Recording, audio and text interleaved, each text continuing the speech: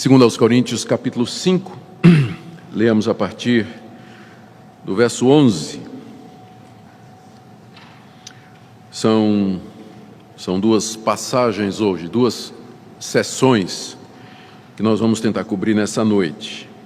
Se a gente conseguir chegar no final da primeira, já vai ser bom. Se o tempo der, a gente vai para o final da segunda. A primeira parte é capítulo 5, de 11 a 17. Paulo, escrevendo aos Coríntios, diz: E assim, conhecendo o temor do Senhor, persuadimos os homens e somos cabalmente conhecidos por Deus. E espero que também a vossa consciência nos reconheça. Não nos recomendamos novamente a vós outros. Pelo contrário, damos-vos ensejo de vos gloriardes por nossa causa, para que tenhais o que responder aos que se gloriam na aparência e não no coração. Porque se enlouquecemos é para Deus, e se conservamos o juízo é para vós outros. Pois o amor de Cristo nos constrange, julgando nós isto: um morreu por todos, logo todos morreram. E ele morreu por todos, para que os que vivem não vivam mais para si mesmos, mas para aquele que por eles morreu e ressuscitou. Assim que nós, daqui por diante, a ninguém conhecemos segundo a carne. E se antes conhecemos Cristo segundo a carne, já agora não o conhecemos desse modo. E assim, se alguém está em Cristo, é nova criatura. As coisas antigas já passaram, eis que se fizeram novas. Essa é a primeira parte. Vamos ler agora do verso 18 até o capítulo 6, verso 3. Ora, tudo provém de Deus, que nos reconciliou consigo mesmo por meio de Cristo e nos deu o ministério da reconciliação. A saber que Deus estava em Cristo reconciliando consigo o mundo, não imputando aos homens as suas transgressões, e nos confiou a palavra da reconciliação. De sorte que somos embaixadores em nome de Cristo, como se Deus exortasse por nosso intermédio. Em nome de Cristo, pois, rogamos que vos reconcilieis com Deus. Aquele que não conheceu o pecado, ele o fez pecado por nós, para que nele fôssemos feitos justiça de Deus. E nós, na qualidade de cooperadores com ele, também vos exortamos a que não recebais em vão a graça de Deus, porque ele diz: Eu te ouvi no tempo da oportunidade e te socorri no dia da salvação. Eis agora o tempo sobremodo oportuno, eis agora o dia da salvação. Só até aqui, porque na verdade o verso 3, ele faz parte da seção seguinte. Como vocês sabem, essas divisões, essas subdivisões em capítulos, versículos e os subtítulos, eles não estão no original grego. Isso foram as sociedades bíblicas que na tradução colocaram com o objetivo de ajudar o leitor, mas é claro que o verso 3 ele não pertence ao que vem antes, ele inicia uma nova seção. Então esse subtítulo aí, que está em cima do verso 4, deveria estar, na verdade, em cima do verso 3, porque é outro assunto aqui que Paulo está começando. E o capítulo 6, está vendo o 6 aí na sua Bíblia? Ele deveria estar, na verdade, no verso 3. Aí começa um novo capítulo. O capítulo 5, na verdade, o assunto do capítulo 5 vai até capítulo 6, verso 2. Ninguém se escandalize com isso, porque, como eu estou dizendo, a Bíblia é inspirada, mas o subtítulo, divisão de capítulo e versículo, não é. Isso aí foi feito pela igreja com o correr do tempo e nem sempre eles acertaram, tá bom? Então é só até o verso 2. Bom, queridos, o ponto central dessa parte da carta de Paulo que nós estamos estudando, como nós temos visto, é a defesa que ele faz contra os ataques de falsos mestres que tinham se infiltrado na igreja de Corinto. Conforme já vimos também, esses falsos mestres eram oriundos de Jerusalém, se apresentavam como autênticos judeus, trazendo cartas de autorização do Sinédrio e outras autoridades judaicas para anunciar a mensagem deles. Vimos que essa mensagem era uma mensagem que nós chamamos de judaizante, que tinha como objetivo fazer com que aqueles que não eram judeus e que creram em Jesus Cristo, eles se tornassem judeus sob o pretexto de se tornarem completos. Ou seja, na mensagem desses falsos mestres, crer em Jesus Cristo não era suficiente para a salvação. Era preciso guardar a lei de Moisés para que então essas pessoas pudessem receber de Deus o perdão de pecados. Só que para que eles tivessem ouvidos e uma audiência, eles precisavam primeiro detonar a autoridade do apóstolo Paulo, porque essas igrejas foram fundadas por Paulo e discipuladas por ele. E Paulo ensinava que a salvação é pela graça mediante a fé e não por obras da lei. Então, eles faziam um ataque ad hominem, quer dizer, a pessoa de Paulo. Não somente questionavam os argumentos e a mensagem de Paulo, mas também atacavam a pessoa de Paulo. E diziam que Paulo pregava um falso evangelho, que ele era um judeu desviado, que ele tinha interesses financeiros em implantar igrejas e começar comunidades, que ele não podia ser de Deus porque ele vivia sendo rejeitado, sofria, apanhava e era preso, expulso das cidades. Ele não tinha autorização lá das autoridades em Jerusalém para pregar o que ele estava pregando, e que Paulo, na verdade, havia enlouquecido por pregar que a salvação era somente pela graça e não por mérito nosso ou qualquer esforço da nossa parte. Então, era essa a jogada desses mestres, não é? Atacar a reputação de Paulo, questionar os motivos de Paulo e pintá-lo como um falso profeta diante da igreja de Corinto, com o objetivo, então, de ocupar o lugar de Paulo e ensinar e fazer adeptos para esse ensino deles. Bem, Paulo escreve essa carta, entre outras coisas, com o objetivo de se defender de todas essas acusações. Na nossa última mensagem, nós vimos que ele apresenta as razões pelas quais ele sofre, porque era um dos argumentos dos falsos mestres, que Paulo vinha sendo, ele sempre era rejeitado pelos judeus, qualquer cidade que ele chegasse. A resposta de Paulo é que os sofrimentos fazem parte do mundo presente e que eles eram a estratégia de Deus para que a glória de Cristo brilhasse. Se vocês lembram, nós exploramos aquela analogia que Paulo faz, de que ele é como um vaso de barro, dentro do qual está um tesouro precioso, e que o vaso tem que ser quebrado para que esse tesouro apareça, para que seja revelado. Então, os sofrimentos na vida de Paulo e nos crentes em geral têm como objetivo quebrar essa aparência exterior, aquilo que nós parecemos ser por fora, para revelar o verdadeiro tesouro que está no nosso coração, que é o conhecimento de Cristo, que é o Evangelho. E não é possível que nós brilhemos ou reflitamos o conhecimento de Deus sem que primeiro nós sejamos quebrados. Enquanto o vaso permanece intacto, a luz que está dentro dele, ou o tesouro que está dentro dele, permanece velado e oculto.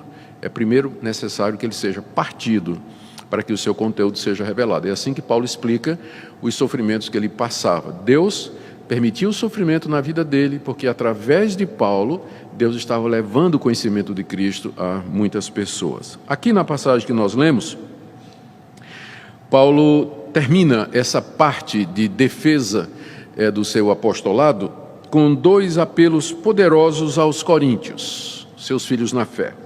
Primeiro, para que eles o recebam como ministro de Cristo.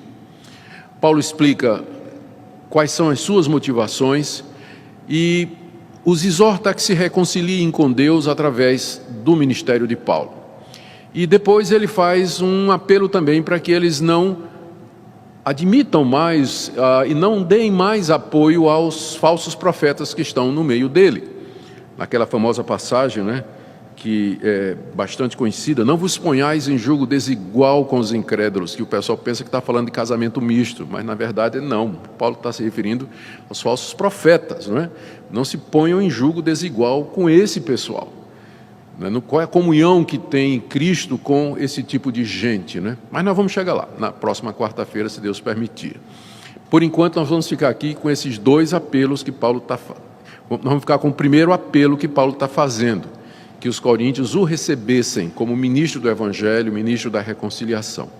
E depois nós veremos esse segundo apelo para que eles não dessem lugar para os falsos mestres. E aí termina essa primeira parte da carta, onde Paulo faz uma defesa do seu Evangelho. A parte seguinte, só por curiosidade, é sobre dinheiro. Paulo vai falar nos capítulos 8 e 9 a respeito de uma oferta que ele está levantando e para a qual ele quer a participação dos coríntios, não é? Então, eu tenho certeza que, porque eu disse isso, a audiência vai esvaziar a partir do momento que a gente começar aqui no capítulo 8, né? Mas eu garanto que eu não vou passar sacola, tá? Não vou pedir nada a vocês, como a gente não tem pedido até agora. Bom, então vamos lá para o que nós nos propomos hoje, que é do capítulo 5, verso 11, até o capítulo 6, verso 2, sempre com essa ressalva de que não sei se nós conseguiremos chegar até o final, senão fica para a próxima vez. No verso 11 a 12, o apóstolo Paulo, aliás, do verso 11 até o verso 17, Paulo apresenta 3 motivos para ele fazer o que ele faz: pregar o evangelho, começar igrejas, persuadir as pessoas e ensinar essas pessoas que Jesus de Nazaré é o Cristo, Filho de Deus. Ele faz isso porque ele estava sendo questionado quanto às suas motivações. Diziam que ele fazia isso por dinheiro. Tem muita gente que faz isso por dinheiro, que usa a religião como sendo um meio para amealhar uma fortuna, enriquecer, garantir o futuro e uma série de outras motivações escusas. Mas Paulo aqui, ele apresenta 3 motivações que o levavam a ser o que ele é e pregar aquilo que ele pregava. A primeira delas é que ele sabia qual era o temor que era devido a Cristo. Verso 11. Verso 11 e 12. E assim, conhecendo o temor do Senhor, persuadimos os homens. E somos cabalmente conhecidos por Deus, e esperamos que também a vossa consciência nos reconheça. Não nos recomendamos novamente a vós outros, pelo contrário, damos-vos ensejo de vos gloriardes por nossa causa, para que tenhais o que responder aos que se gloriam na aparência e não no coração. O verso 11 começa com essa declaração dele: conhecendo o temor do Senhor, ou seja, conhecendo o temor que devemos ter pelo Senhor, e aí ele vai em frente. Esse versículo é resultado do que ele disse no verso anterior. No verso anterior ele tinha dito que todos nós vamos comparecer perante o tribunal de Cristo. Lembra dessa passagem que a gente viu? Onde nós receberemos o bem ou o mal que tivermos feito por meio do corpo. Então, assim, ou seja, à luz desse fato de que um dia nós vamos comparecer diante de Cristo e que nós seremos julgados por Ele, nós conhecemos o temor que se deve a Cristo, porque Ele é o nosso juiz, Ele é o nosso Salvador e será aquele também que haverá de julgar o mundo. Então Ele deve ser temido, Ele deve ser amado, deve ser crido, deve ser adorado e seguido, mas isso não exclui o temor a Ele, porque Ele é o Senhor de tudo e de todos, e Ele é quem tem o poder de nos salvar ou nos condenar e fazer sofrer eternamente. Então, se a Bíblia diz que a gente não deve temer os homens, porque o máximo que eles podem fazer é matar o nosso corpo. Mas nós temos que temer aquele que pode não somente matar o nosso corpo, mas fazer perecer no inferno a nossa alma eternamente. Então nós tememos a Cristo, porque Ele é o Salvador e juiz de todos. Conhecendo esse temor, diz o apóstolo Paulo, nós persuadimos os homens. Aqui ele está dando a razão pela qual o trabalho da vida dele é persuadir as pessoas, convencer as pessoas que elas têm que se arrepender dos seus pecados e crer em Jesus Cristo. Ele faz isso porque ele sabe que no final da história há um julgamento que se aproxima e que Cristo deve ser amado, crido, respeitado e temido. Então, movido por esse temor, santo temor, é que Paulo faz o que ele faz. Ele procura convencer as pessoas e alertá-las a respeito do juízo vindouro. E essa motivação, ele diz aí no verso 11, é conhecida por Deus. Conhecendo o temor do Senhor, persuadimos os homens e somos cabalmente conhecidos por Deus. Deus me conhece, é como se ele estivesse invocando a Deus como testemunha aqui. Deus me conhece cabalmente, me conhece totalmente. Ele sabe que essa é a minha motivação. E não só Deus, final do verso 11, espero que também a consciência de vocês nos reconheça. É como se Paulo dissesse: vocês sabem, vocês me conhecem, eu estive aí, eu preguei o evangelho para vocês, eu estive aí em Corinto durante 3 anos, convivi com vocês, para não receber dinheiro de vocês, eu trabalhei com minhas mãos, eu fiz tendas, para não dar motivo de briga nenhuma. Acabei quase não batizando ninguém para que vocês depois não fizessem um fã-clube, daqueles que foram batizados por Paulo. Ele diz isso no início da primeira carta. Então vocês me conhecem, vocês sabem que minha motivação é essa, correta. Eu faço isso por conta do temor que nós temos para com Cristo e que vocês deviam ter também. Aí no verso 12, ele já faz uma ressalva, Não estou me recomendando novamente a vocês, porque poderia parecer, quando Paulo diz assim, vocês me conhecem, Deus me conhece, poderia parecer que Paulo estava fazendo propaganda dele. Aí ele diz, não estou me recomendando novamente a vocês. Eu estou dizendo isso por dois motivos. Primeiro, para vocês se gloriarem por minha causa, quer dizer, para vocês poderem dizer assim, graças a Deus que nos deu um pastor, um pregador, um missionário que é motivado pelas razões corretas. Então, Paulo está dizendo isso para dar a eles um motivo de glória, para se gloriarem no trabalho de Paulo. E também para dar uma resposta, final do verso 12, aos que se gloriam na aparência e não no coração. As razões, então, pela qual Paulo está expondo os seus motivos são, primeiro, para que os coríntios pudessem agradecer a Deus por ter um pastor, um pregador que é motivado corretamente, e segundo, para que eles pudessem responder àqueles falsos profetas que julgavam pela aparência e não conheciam o coração. Ou seja, Paulo está fazendo isso por amor a eles, por amor a eles. Esse é o primeiro motivo, né, que ele apresenta aqui, que ele é motivado pelo temor do Senhor. A segunda motivação que ele apresenta é o amor de Cristo. Está aí do verso 13 a 15. Primeiro, o temor de Cristo e segundo, o amor de Cristo. Ele diz a partir do verso 13, se enlouquecemos é para Deus, e se conservamos o juízo é para vós outros, pois o amor de Cristo nos constrange. Você viu que primeiro foi o temor, né? Verso 11, e agora é um amor de Cristo nos constrange. Julgando nós isso, um morreu por todos, logo todos morreram, e aí ele continua até... Sim, o verso 15, ele morreu por todos, para que os que vivem não vivam mais para si mesmos, mas para aquele que por eles morreu e ressuscitou. O amor de Cristo nos constrange. Quando Paulo diz nos constrange, é porque essa carta ele escreveu juntamente com Timóteo e outros cooperadores, não é? Então ele às vezes coloca nós. Mas com frequência esse nós aqui é o chamado, o plural de respeito, né? Ele não quer dizer eu, então ele usa nós. Mas ele está se referindo aqui, creio, a ele mesmo usando o plural. Isso é muito... faz parte da linguagem, em vez de dizer eu, né, para não parecer uma coisa muito pessoal, personalista ou individualista, a gente diz assim, olha, nós estamos tranquilos, né, nós sabemos que a verdade é essa, tal. Na verdade, quero dizer eu, né, mas a gente usa o nós. Então, ele está falando no plural aqui, mas eu creio que ele está se referindo a ele mesmo. Quando ele diz assim, no verso 13, se enlouquecemos, como os falsos profetas estavam dizendo, porque ele estava pregando um evangelho que era baseado somente na graça e sem as obras, se eu enlouqueço, ou se eu estou louco, como esse pessoal está dizendo, é para Deus. Eu estou louco porque é isso que Deus quer de mim, eu estou fazendo a vontade de Deus, então isso pode parecer loucura para essas pessoas. E se eu conservo o juízo, ou seja, naquelas vezes que eu pareço que eu estou... que eu não estou louco, né, que eu estou nos meus sentidos, é por amor a vocês, é porque eu amo vocês e falo de uma maneira que eu quero que vocês compreendam e vocês sejam salvos. Quer dizer, a minha loucura, ela tem um propósito, e aí em seguida ele fala dessa loucura da qual ele era acusado.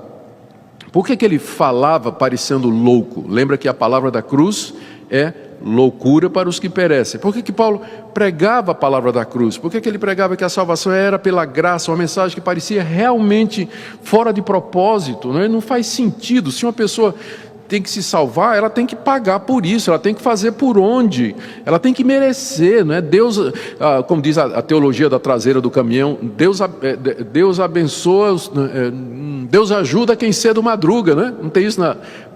teologia de para-choque de caminhão, não é? Mas reflete o que todo mundo pensa, não é? Então você chegar dizendo que Deus salva gratuitamente, graciosamente, Ele perdoa pecadores sem exigir absolutamente nada deles, isso de fato é loucura para as pessoas. E mesmo que elas não digam isso abertamente, no fundo do coração elas não podem aceitar, não é? Isso aí, elas sentem que deveriam fazer alguma coisa para poder receber de Deus algum mérito, algum perdão. Então Paulo diz, se eu estou louco pregando isso, eu faço isso para Deus. Mas eu vou dizer a vocês por que eu faço isso, diz ele no verso 14. O amor de Cristo me constrange. Eu estou dominado, estou constrangido. Assim, eu não posso resistir ao amor de Cristo por mim. O amor dele por mim, Paulo está se referindo ao fato de que Jesus Cristo morreu por ele na cruz. e deu sua vida por ele, diante de Deus, Paulo sendo aquilo que ele era, perseguidor da igreja, perseguidor dos cristãos, inimigos de Deus, blasfemo, odioso, odiando e sendo odiado. Então, assim mesmo, Cristo o amou e morreu por ele. Então, aquela demonstração de amor de Cristo na cruz por Paulo constrangia Paulo. Ele se via obrigado diante de Deus, né? Constrangido por tamanho amor, né? Esse amor é que motivava o apóstolo Paulo. Em que consistia esse amor? E aqui ele tira 5 conclusões nos versos 14 e 15. Na verdade, 4, né? 4 implicações disso aí. Primeiro, o amor de Cristo nos constrange, julgando nós isso. Quer dizer, ele vai explicar em que é que consiste, em que sentido ele está constrangido. Primeiro, um morreu por todos. Cristo morreu por todos. Segundo, logo todos morreram. Terceiro, ele morreu por todos para que os que vivem não vivam mais para si mesmos. E quarto, que vivam para aqueles que por ele morreu e ressuscitou. O que é que ele está dizendo aqui? O amor de Cristo consistiu no fato de que ele, Cristo, morreu por todos, o que significa que todos morreram. É claro que nessa hora aqui, toda vez que calvinista lê a palavra todos na Bíblia, as bandeiras vermelhas se levantam, né? Morreu por todos, né? Morreu por todos? Como assim? Um morreu por todos, verso 14, verso 15, ele morreu por todos. Uma dica, eu não vou negar que que tem passagens difíceis, mas uma dica para a gente de interpretação é você ver, primeiro, você tem que saber que nem sempre a palavra todos quer dizer o mundo inteiro. Segundo, para você entender o significado de todos, você tem que ver se no contexto tem algum limitador da palavra todos. O exemplo mais claro disso é João 3,16. Mesma coisa com a palavra mundo. Deus amou o mundo de tal maneira que deu o seu Filho unigênito. O mundo aí fica limitado pela frase seguinte: para que todo aquele que nele crê não pereça, mas tenha vida eterna. Então, você poderia pensar que o amor de Deus pelo mundo faria com que Deus salvasse o mundo todo e quisesse a salvação de todos, mas o próprio versículo limita a salvação somente àqueles que creem. É a mesma coisa aqui. Quando Paulo diz que Cristo morreu por todos, esse todos aqui são restringidos aos que vivem. Verso 15, ele morreu por todos para que os que vivem... Quem são os que vivem aqui? São os que vivem espiritualmente, os que creram em Jesus Cristo e receberam a vida eterna. Eles não vivam mais para si mesmos, mas para aqueles que por eles morreu e ressuscitou. Então, a própria passagem deixa claro aqui que todos por quem Cristo morreu são todos aqueles que creem nele e que recebem a vida eterna. Não é a humanidade toda, porque se Paulo aqui está dizendo que Cristo morreu eficazmente pela humanidade toda, nós teríamos que chegar à conclusão lógica do universalismo, que Deus vai salvar a todos, porque Cristo morreu por todos. Cristo pagou o pecado de todos. Se Cristo pagou o pecado de todos, Deus não tem o direito de castigar o mesmo pecado 2 vezes. Seria injusto. Ele primeiro castigou o pecado na cruz e em seguida vai mandar o indivíduo para o inferno. Se Cristo pagou o pecado de Zé, Zé vai ser salvo. Zé vai ser salvo. Todos aqueles por quem Cristo morreu serão salvos. E como não são todos salvos, segue-se que ele morreu apenas por esses que a Bíblia diz que têm fé, que creem, que se arrependem dos seus pecados e recebem Jesus como Salvador. Eu estou evitando a palavra predestinados e eleitos, vocês estão notando, né? Mas é isso mesmo.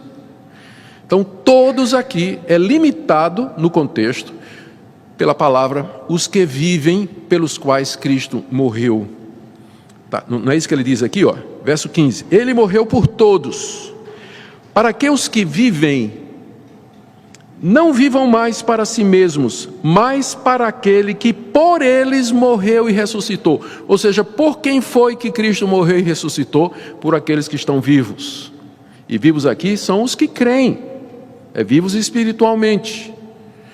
E como resultado, né, Paulo está constrangido Constrangido. Esse amor de Cristo, Cristo tendo morrido para dar vida a pecadores como Paulo, é o que o motiva, esse grande amor de Cristo por ele. E também a convicção de que esse amor não foi em vão. Se Cristo morreu por pecadores, e eles são muitos, não é? Se Cristo morreu por pecadores e eles são muitos, então o ministério de Paulo é persuadir os homens, chamá-los e dizer a eles: crê em Jesus Cristo como seu Senhor e Salvador, e você receberá a vida eterna. E crendo a pessoa, ela é um desses pelos quais Cristo morreu. Então essa é a segunda motivação do apóstolo Paulo. Ele parecia louco por pregar a salvação pela graça, mas essa loucura era o constrangimento que ele sentia diante do amor de Cristo. Cristo morreu por mim para que eu vivesse. O que é que eu posso fazer se não anunciar esse amor ao mundo? É o que me move, é o que motiva. A terceira motivação de Paulo está do verso 16 a 17, que é a consciência do que ele vai chamar aqui de uma nova criação. Essa passagem aqui, eu sei que você está acostumado, especialmente com o verso 17, né? Assim, se alguém está em Cristo, é uma nova criatura, as coisas antigas já passaram, esses que se fizeram novas. Geralmente essa passagem é usada com respeito à conversão individual. As coisas antigas é o meu passado, as novas é o que eu sou depois de crente.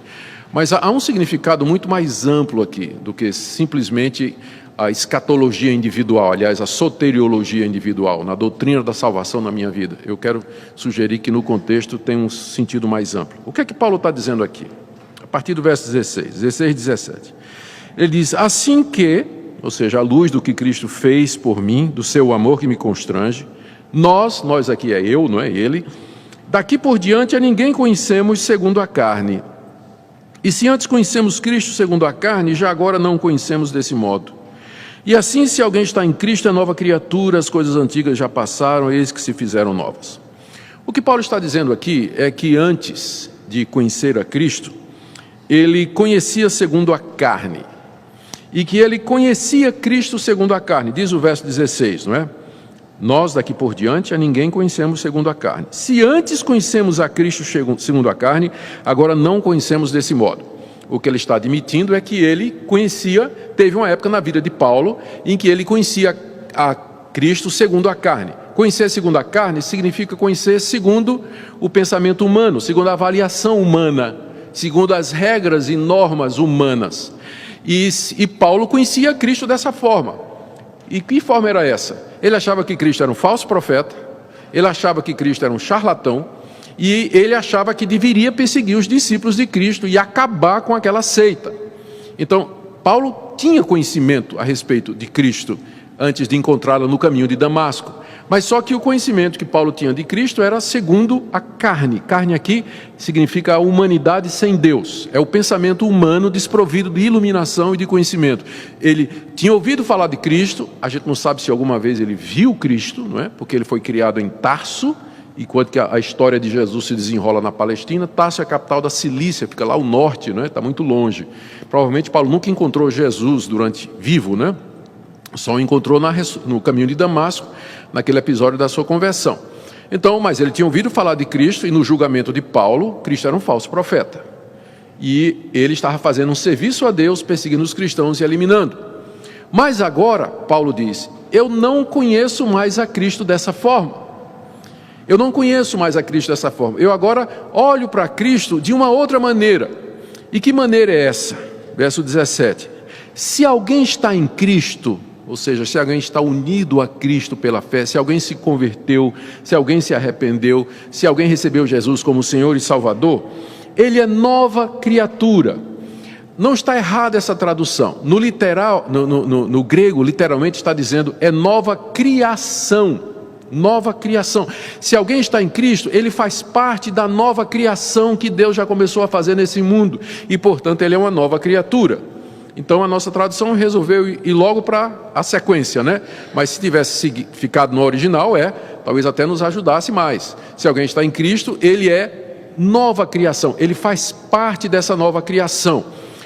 Essa nova criação, é o povo de Deus, é a nova humanidade que Deus está criando em Cristo Jesus, dentro da antiga humanidade, que é a humanidade que descende de Adão. Dentro da humanidade, Deus está tirando um povo, foi por esse povo que Cristo morreu. Se alguém está em Cristo, então ele faz parte dessa nova criação e ele, portanto, olha as coisas de uma nova perspectiva. Ele não olha mais para o mundo e para Cristo segundo a carne, mas segundo a nova criação. Por isso que Paulo diz, as coisas antigas passaram. Ao que ele se refere? Aquela maneira antiga dele ver, aquela maneira antiga dele entender Jesus, de entender o mundo, isso tudo passou. Mas eis que tudo se fez novo. Paulo ganhou um novo entendimento quando ele conheceu a Cristo no caminho de Damasco. Ele entendeu que Jesus era o Senhor, que era o Salvador. Antes um falso profeta, mas agora o Mestre e Senhor dele. E aqui ele faz isso que ele está dizendo é geral. Enquanto uma pessoa não está em Cristo, ele julga, ele vê, ele conhece e olha para as coisas de Deus simplesmente da perspectiva humana. Paulo já tinha dito alguma coisa sobre isso no capítulo 3, lembra a história do véu? Que o judeu lia o Antigo Testamento e simplesmente não entendia, não compreendia. Ele está aqui dizendo mais ou menos a mesma coisa. Sem a conversão, sem estar em Cristo, o conhecimento que você tem de Deus, do mundo de Deus e da pessoa de Cristo é segundo a carne, não é verdadeiro, não é eficaz. Mas se alguém está em Cristo, ele faz parte da nova criação. As coisas antigas passaram, a maneira de ver antiga passou, eis que tudo se fez novo. E realmente, a conversão a Cristo pode ser descrita como essa mudança na sua capacidade de ver e de enxergar o mundo. A minha maneira de ver o mundo, de ver a mim mesmo e ver as pessoas mudou no dia que eu conhecia Jesus Cristo. E é claro que esse conhecimento, ele teve um início e ele foi se expandindo, né? Fui começando a colocar as coisas no lugar, né? O quebra-cabeça foi começando a fazer sentido com o tempo. Mas é o que acontece com todo cristão. Ele não conhece, ele não vê segundo a carne, mas ele agora vê segundo essa nova criação. Paulo está explicando aqui aos coríntios por que é que ele parecia louco, por que é que ele fazia o que fazia e por que é que ele persuadia os homens. Ele sabia o temor que se devia a Cristo diante do juízo. Ele era constrangido pelo amor de Cristo que morreu por todos, para que esses que vivem não vivam mais para si mesmos, mas para aquele que por eles morreu e ressuscitou. Paulo é um desses por quem Cristo morreu, por isso agora Paulo vive para Cristo, porque Cristo morreu e ressuscitou por ele. E terceiro, Paulo agora tinha um novo entendimento, ele não conhecia Cristo segundo a carne mais, como antes tinha conhecido, mas ele agora sabia quem era Jesus, o Filho de Deus, o Salvador do mundo. Porque se alguém está em Cristo é uma nova criatura, as coisas velhas passaram, tudo se fez novo. Aí você pode perguntar, mas pastor, isso então quer dizer que essa passagem não tem nada a ver com a mudança ética e moral de vida? Tem, mas como consequência. Porque a primeira mudança é a mudança do entendimento. Uma vez que você está em Cristo, seu entendimento vai mudar. E uma vez que seu entendimento mudou, você agora vai dizer, opa, peraí, isso aqui que eu estou fazendo, agora eu estou percebendo e entendendo que isso aqui está errado. Então eu vou largar isso aqui. Esse relacionamento não está correto, essa maneira de fazer as coisas está errada. Então, você só é capaz de fazer as mudanças éticas e morais na sua vida, uma vez que a orientação da sua mente foi mudada. Se você está em Cristo, você é uma nova criatura, nesse sentido de entendimento. Como consequência, você vai ser nova também, uma nova criatura no seu comportamento, na sua maneira de viver. Mas como eu disse, esse versículo muitas vezes é usado pelos cristãos, apenas eles leem pensando nisso, não é só na mudança moral, ética, mas ele tem, na verdade isso é uma consequência. A primeira mudança é a mudança de entendimento, como ele diz aqui no verso 16, né? O verso 16 está falando de conhecer a Cristo de um jeito e depois de outro. Então é isso que o 16 interpreta o 17, ou seja, essa nova criatura é alguém que conhece a Cristo de uma nova maneira. Pronto, foi a primeira parte. Paulo está dando aqui as motivações. Agora vamos para a segunda, do verso 18 até o capítulo 6, verso 2, onde o apóstolo Paulo fala do ministério da reconciliação. Ele diz aqui, continuando, né, no mesmo argumento, ele diz que recebeu de Deus aquilo que ele chama de o ministério da reconciliação. Está no verso 18. Ora, tudo isso que ele acabou de descrever, a morte de Cristo, a nova criação e tudo provém de Deus. Como nós dizemos, a salvação do começo ao fim, ela é obra de Deus. Como Paulo está dizendo aqui, ora, tudo vem de Deus. Cristo ter morrido por mim, eu ser uma nova criatura, eu poder entender isso, ser constrangido pelo amor de Deus, ter o temor de Deus, tudo provém de Deus. E esse Deus, olha só o que é que Paulo disse: Deus que nos reconciliou consigo mesmo por meio de Cristo. Então, não foi nem nós que nos reconciliamos com Deus, porque pecadores mortos nas suas ofensas e pecados, inimigos de Deus, eles não querem reconciliação. Eles querem viver do jeito deles. Mas foi Deus quem nos reconciliou. Nós somos os ofensores. Nós é que fomos os agressores. Nós é que quebramos a comunhão com Deus. Mas aí o próprio Deus em Cristo vem nos reconciliar com Ele. Tal é o amor de Deus em Cristo Jesus por nós. Tudo vem de Deus, até o fato de que eu estou reconciliado agora com Deus, isso partiu de Deus. Se Ele tivesse deixado de ficar esperando assim, bom, eu vou esperar que Augusto se arrependa e venha se reconciliar comigo. Sabe quando eu estaria reconciliado com Deus? Never, nunca, nunca.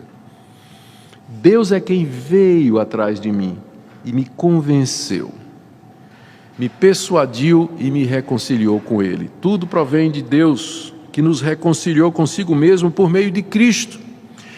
E agora o ponto que Paulo quer chegar é aqui no final do verso 18. E nos deu o ministério da reconciliação. De que maneira Deus nos reconcilia com Ele? Ele faz isso através da pregação do Evangelho. Aquilo que Paulo diz, né, que o pessoal acha que ele é louco. Deus se reconcilia conosco através da pregação do Evangelho. Como é que funciona isso?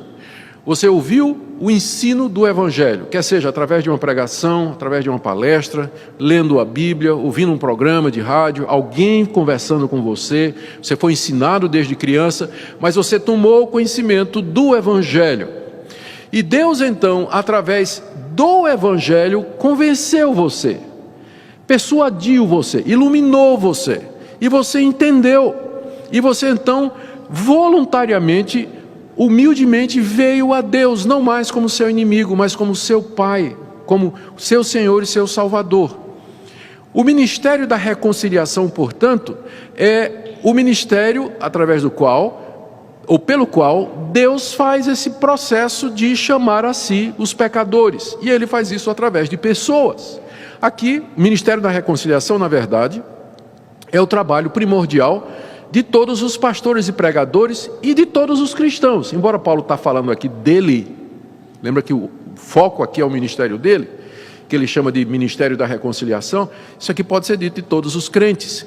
Todos aqueles que foram reconciliados com Deus, eles, num certo sentido, têm esse ministério de levar essa reconciliação a outras pessoas. Paulo sabe disso, ele diz, Deus me reconciliou com Ele e Ele me deu o ministério da reconciliação, ou seja, Deus me deu a tarefa de anunciar o Evangelho, para que através do Evangelho, Deus chame pecadores a si, os reconcilie, perdoe e receba como filhos. No verso 19, ele explica esse ministério da reconciliação, a saber, veja, o final do verso 18, nos deu o ministério da reconciliação, a saber, ou seja, o a saber aqui vai explicar o que é esse ministério da reconciliação. Que Deus estava em Cristo reconciliando consigo o mundo. Outra vez nós vamos ter problema aqui, né? Parece que eu estou vendo. Vamos lá. Que Deus estava em Cristo reconciliando consigo o mundo, não imputando aos homens as suas transgressões, e nos confiou a palavra da reconciliação. O ministério da reconciliação, portanto, está baseado nesse fato que Deus em Cristo, na sua morte na cruz e na sua ressurreição, Deus estava reconciliando consigo o mundo. O mundo aqui nós vamos ver, tem que ser entendido no sentido restritivo, porque mais adiante Paulo vai dizer assim, reconciliai-vos com Deus. Se Deus estava em Cristo reconciliando consigo o mundo, no sentido absoluto, isso significa que todo mundo vai ser salvo.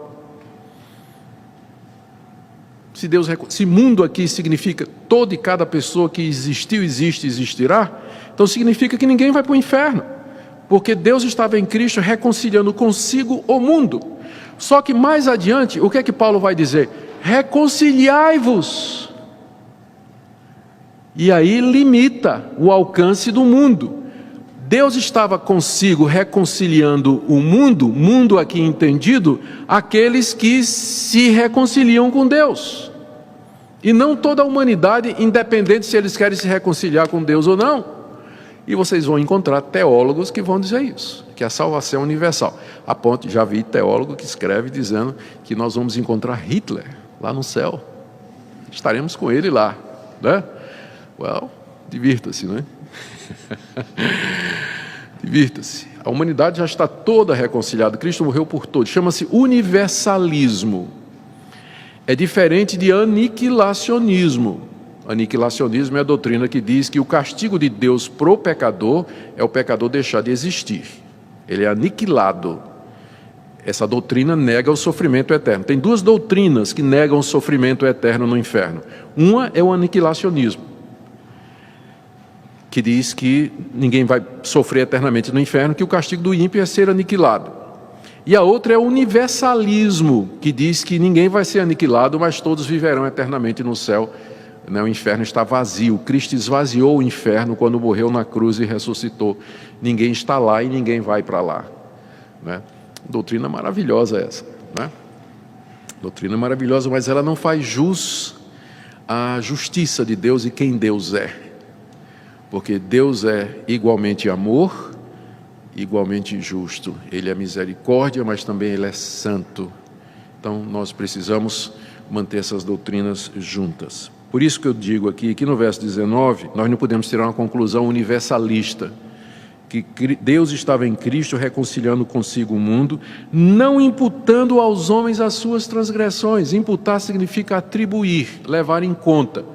Se Deus não está atribuindo mais aos homens as suas transgressões, significa que não tem mais castigo para a humanidade toda. Portanto, não tem inferno, portanto, não tem condenação. E essa, naturalmente, é uma conclusão que Paulo resiste, porque Paulo fala constantemente. Ele acabou de falar do tribunal de Cristo, não foi isso? Aqui no verso 10, onde vai ter um juízo. Como ter um juízo se em Cristo Deus já não imputa mais transgressão a ninguém? Paulo está se contradizendo? Não, ele não está se contradizendo, a gente só tem que ler em contexto. Deus se reconciliou em Cristo e não imputou as transgressões daqueles que se reconciliam com Ele. Os não reconciliados, eles continuam nos seus pecados, e eles continuam nas suas transgressões, e eles terão que pagar pela sua culpa. E o lugar onde se faz isso, de acordo com a Bíblia, é no inferno eterno. Verso 19 então. Final, Paulo diz, Deus nos confiou a palavra da reconciliação. Ele está explicando o que é o ministério dele. O ministério dele é o ministério da reconciliação, que consiste em anunciar a reconciliação com Deus em Cristo Jesus. Verso 20. De sorte que nós somos embaixadores em nome de Cristo, como se Deus exortasse por nosso intermédio. É isso que eu sou, diz o apóstolo Paulo. Eu sou um embaixador de Deus. Como se Cristo estivesse exortando, apelando a vocês através de mim. Eu não sou um falso profeta. Eu sou movido pelo temor de Deus, constrangido pelo amor de Cristo. Eu vejo agora como eu nunca tinha visto antes, porque eu sou uma nova criatura. Fui reconciliado por Deus e recebi dele essa missão de anunciar o Evangelho a vocês, coríntios, e trazê-los de volta, reconciliar vocês com Deus, porque é assim que Deus faz. E agora vem o apelo, que fica aí, ficou imprensado aí no final do verso 20. Metade do verso 20 até capítulo 6, verso 2, Paulo então faz um apelo vigoroso aos coríntios. Ele diz, em nome de Cristo, pois, rogamos que vos reconcilieis com Deus. É isso o ministério dele. Em nome de Cristo, como embaixador, representante oficial de Cristo, chamar os homens para que se reconciliem com Deus, porque só assim a reconciliação de Deus será eficaz. Só assim eles serão livres da culpa do pecado. De outra forma, eles serão condenados e perdidos por isso. Por que Paulo estaria dizendo isso para uma igreja? Porque ele está falando para crentes, não é? Ele está dizendo: eu rogo para vocês que vocês se reconciliem com Deus. É porque havia o risco deles seguirem o ensino dos falsos profetas. Havia o risco deles seguirem um falso evangelho. Reconciliar-se com Deus aqui incluiria se arrepender dessa doutrina que eles estavam ouvindo e permitindo, e ficar firmes naquela verdade no evangelho que eles ouviram do apóstolo Paulo, para que a reconciliação acontecesse. Verso 21. Aqui está a base da mensagem de Paulo, o verdadeiro evangelho pelo qual eles deveriam se reconciliar com Deus. Aquele que não conheceu o pecado, que foi Cristo, Deus o fez pecado por nós, para que nós fôssemos feitos justiça de Deus. Se só esse versículo, se a Bíblia desaparecesse do mundo e sobrasse só esse versículo, ele já era suficiente para a gente entender o evangelho. Essa é uma das passagens bíblicas, assim, tipo João 3,16. Basta aquilo, pode queimar o resto da Bíblia. Se você tiver João 3,16 e 2 Coríntios 5,21, você tem o evangelho todo. Aqui, com muita clareza, de forma sintética, Paulo explica como é que Deus pode se reconciliar conosco, como é que pecadores são salvos, o que é o evangelho da graça, em que consistiu o amor de Cristo. Aquele que não conheceu o pecado, Deus o fez pecado por nós. Isso significa que Deus tomou seu Filho Jesus Cristo, que não conheceu o pecado, puro, inocente, imaculado, e o fez pecado por nós, lançou sobre ele o nosso pecado, e por isso o levou à cruz, e na cruz o castigou em nosso lugar. Aqui é a doutrina da substituição, com muita clareza. Cristo estava tomando o nosso lugar, aquele que não tem pecado, levou sobre si o nosso pecado na cruz. Foi Deus quem fez isso, para que, em troca, final do verso 21, em Cristo nós fôssemos feitos justiça de Deus. Ele tomou nosso lugar para que nós pudéssemos tomar o lugar dele. Deus agora nos trata como justos, não por causa da nossa justiça, mas por causa da justiça de Cristo. Na cruz houve uma troca. Ele tomou meu lugar e eu fiquei no lugar dele. Deus me olha e ele me vê em Cristo. E, portanto, ele não me atribui mais iniquidade, não me atribui mais culpa. Esse é o verdadeiro evangelho, essa é a base da reconciliação. É isso que Paulo estava ensinando, é isso que os coríntios tinham que entender. Eles não podiam adicionar a isso coisa nenhuma, como aqueles falsos mestres estavam dizendo. Aí ele continua o apelo, capítulo 6, verso 1. Nós, na qualidade de cooperadores com Deus, também vos exortamos a que não recebais em vão a graça de Deus. É por isso que eu disse que ele está falando para crentes. Ele está dizendo assim: não recebam a graça de Deus em vão. Qual era a graça de Deus que os coríntios tinham recebido? O evangelho. O evangelho que fala que Deus perdoa gratuitamente. O que seria receber em vão? Seria ter um início, né? Dizer: olha, o evangelho, Deus me perdoa gratuitamente, sim, eu quero tal. Aí de repente chega o falso profeta: não, mas você tem que guardar as obras da lei, você tem que se circuncidar. E você então, né, deixa a graça e começa a seguir uma religião de obras. Então aquilo que foi ensinado foi em vão.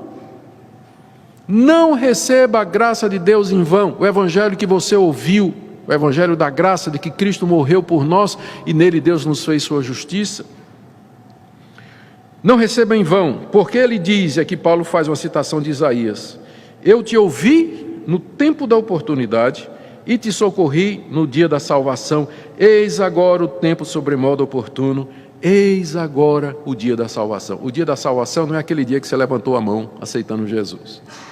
O dia da salvação é esse período entre a primeira vinda de Cristo e a segunda, em que o evangelho da graça está sendo anunciado.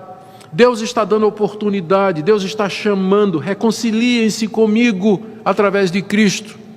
Então não receba a graça de Deus em vão, e eis agora o tempo oportuno, eis agora o dia da salvação, que vai terminar na vinda de Cristo. Por enquanto, esse Deus gracioso, através do Evangelho, reconcilia pecadores a si.